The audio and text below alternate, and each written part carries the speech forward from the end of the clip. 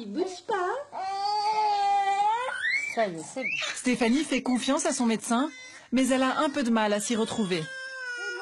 C'est rien. Par exemple, vous, est-ce que vous savez quels sont les vaccins obligatoires? Non, je crois que c'est BCG, non? Tétanos. Et je sais pas trop. Les vaccins obligatoires sont diphtérie, tétanos, polio. 3 vaccins seulement sont obligatoires. Or, ce jour-là, la petite fille en a reçu 6 en une seule injection. Les 3 autres ont été rajoutés par le laboratoire sans que Stéphanie ait eu le choix de les acheter ou non. Pendant près de 50 ans, les enfants étaient vaccinés avec le DT polio. Il coûtait 24 € et contenait les 3 vaccins obligatoires. Mais en 2008, il disparaît du marché.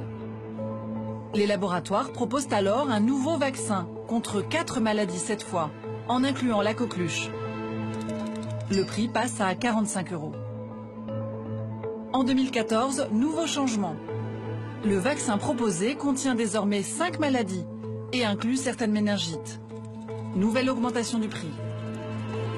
En 2015, le vaccin contient en plus l'hépatite B et coûte désormais 120 €. En 7 ans, le prix du seul vaccin pédiatrique disponible a donc été multiplié par 5. On y trouve les 3 vaccins obligatoires, mais aussi 3 autres qui, eux, ne le sont pas. C'est un peu comme si dans nos supermarchés, nous n'avions pas le choix d'acheter nos produits à l'unité et que nous devions forcément les acheter par pack de 6. Exemple, dans cette pharmacie, où tous les jours des clientes cherchent à acheter des vaccins de base, sans succès.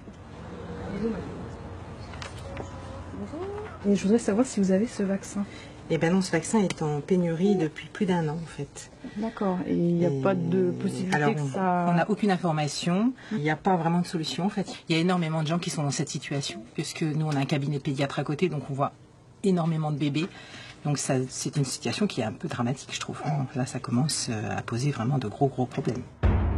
J'ai cherché dans des dizaines de pharmacies. Et partout, j'ai obtenu la même réponse.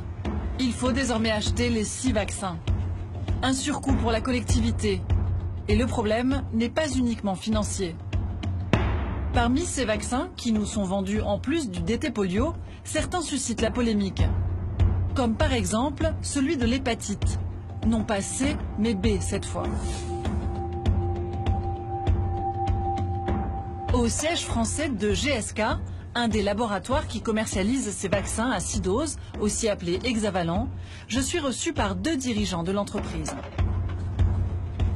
Est-ce qu'aujourd'hui, on n'est pas dans une situation de vente forcée pour certains parents?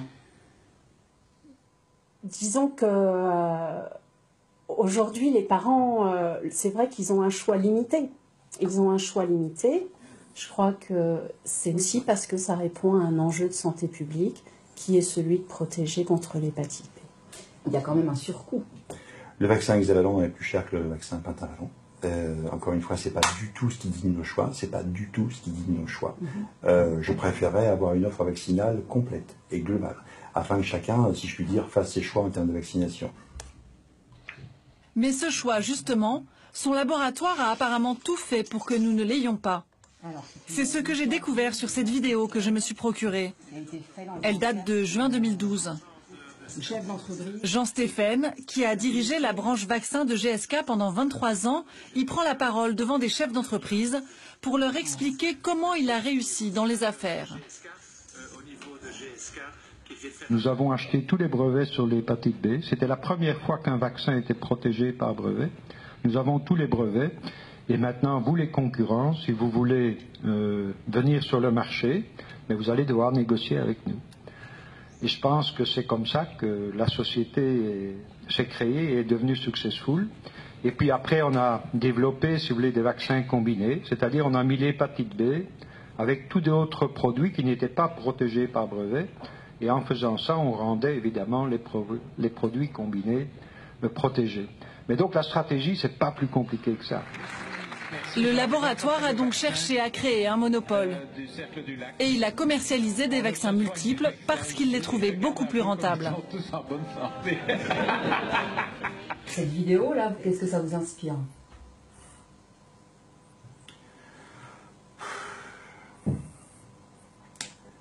Oh, je la trouve regrettable.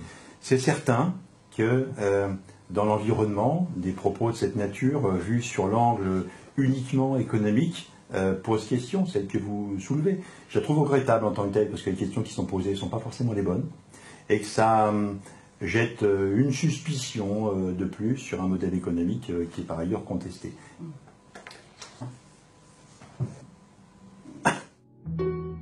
Plus cher, ces produits combinés sont aussi soupçonnés par certains patients d'entraîner davantage d'effets secondaires que les vaccins de base. Près de Mâcon, Karine Colombelli en est persuadée. Ce serait juste après avoir été vaccinée que sa petite Lolita aurait commencé à présenter des troubles neurologiques graves. Bonjour Lolita. Bonjour Lolita. Coucou. Ah, tu l'as vu? Miam.